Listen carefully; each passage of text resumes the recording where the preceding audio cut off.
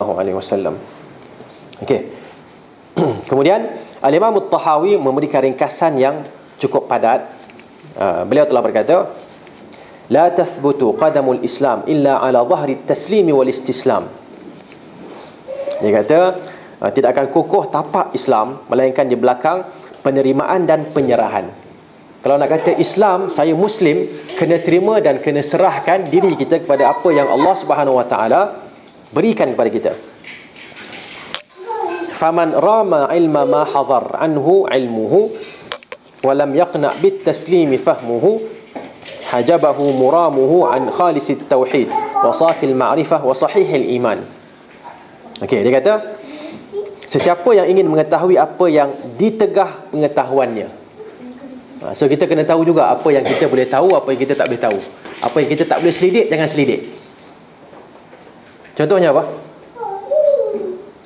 Contohnya berkenaan dengan Allah Subhanahu Wa Taala. Kita nak mengetahui yang lebih dalam tentang Allah Subhanahu Wa Taala, kita tak ikut cara seperti yang dibuat oleh sebahagian golongan tasawuf yang melampau kan. Jadi nak kenal Allah melalui apa? Melalui fana.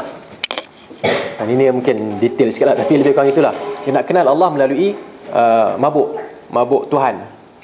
Mabuk Tuhan ni dia dah zikir banyak, dia dah jauh daripada alam yang ada ni, jadi dia pun mabuk ketuhanan. Dia panggil syukur ilahi kan?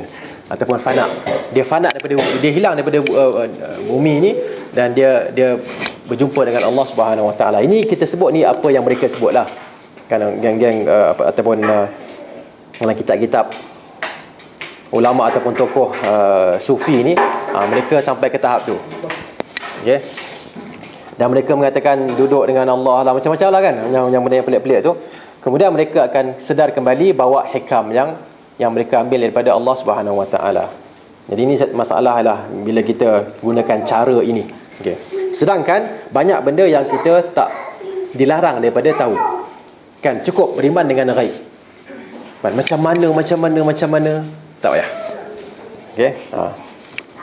Dan tidak berpuas untuk menerima kefahamannya. Walam yaqna bit taslimi fahmuhu. Jadi dia tak cukup nak sekadar menerima, dia nak tahu dengan lebih detail lagi. Hajabahu muramuhu an khalisit tauhid. Apa yang akan berlaku kepadanya ialah keinginannya akan menghalangnya dari kesucian tauhid. Okay? An khalisit tauhid. Maknanya bila dia buat benda yang terlarang, sepatutnya dia kata amantu billah, selesai. Tapi dia nak tahu juga macam mana nama Allah, sifat Allah macam mana, bagi terlalu detail sangat, menggunakan akal dia, maka masalahnya akhirnya ialah dia akan lari daripada asal tauhid, iaitu mengesakan Allah dengan nama-nama Allah dan sifat-sifat Allah, antaranya lah. Okey. Jadi dia akan buat benda-benda yang tidak betul. Okay, dia akan jauh daripada kesucian tauhid. Kemudian wasafil ma'rifah, dan kesucian ilmu, pengetahuan. Pasal bila kita dah melampaui batas, akal kita dah rosak. Al-Imam Ibn Khaldun menyifatkan menyifatkan akal manusia ini sebagai dia panggil apa? Tempat timbang apa? Emas. Kita timbang emas guna apa?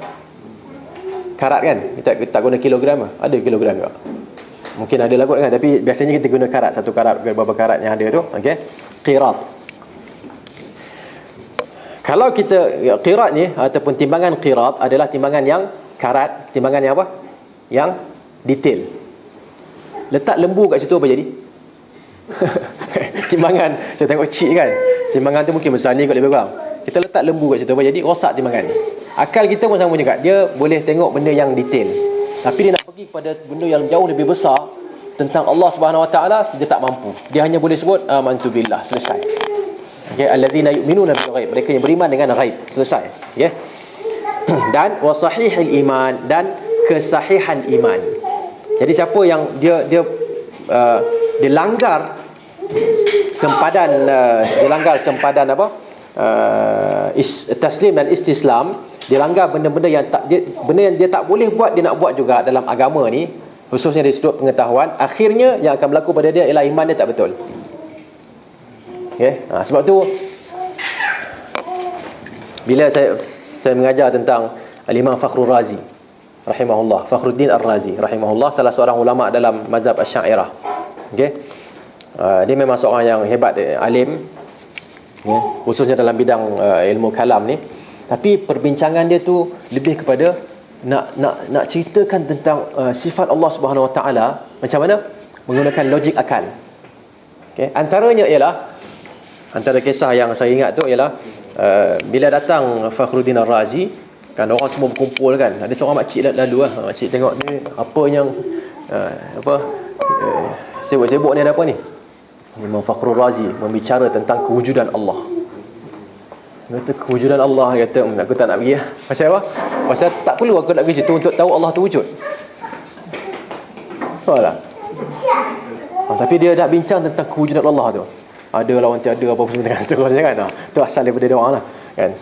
Jadi Al-Imam Fakhruddin Ar-Razi dia ceritakan bahawa kalaulah aku mati atas iman, apa dia? Ajais, orang tua-tua di kalangan Khurasan, penduduk Khurasan, aku rasa tenang. Okey, dan banyak sebenarnya wasiat-wasiat daripada Imam Fakhruddin Ar-Razi menggalakkan orang untuk tidak masuk ke dalam perbincangan ilmu kalam. Dia mengatakan kalau aku boleh ulang balik semula kan sejarah ni, aku takkan bincang, aku takkan belajar ilmu kalam ni, tinggalkan benda ni. Okey, yang aku dapat daripada situ ialah daripada was-was. Ini adalah dalam kitab-kitab dia dalam wasiat-wasiat Al-Imam Fakhruddin Ar-Razi. Okey. Dan Profesor Dr. Abdul Harun Fattah pun disebut tentang ilmu kalam ni boleh belajar tapi peringkat tinggi. Jangan ajar di masjid, salah. Ya, ajar di masjid salah. Ajar di universiti tak apa, ajar di Mediu tak apa, kan? Ajar di UKM tak apa. Tapi kalau kita keluar kat masjid, kita ajar nak kenal Allah dengan ilmu kalam, orang akan pening. Dan saya pernah pergi masjid dekat Taman Tun, seorang pensyarah UKM jugalah, kan. Dia bila dia ceramah tu, dia kata tak apa tuan-tuan tak faham pun tak apa.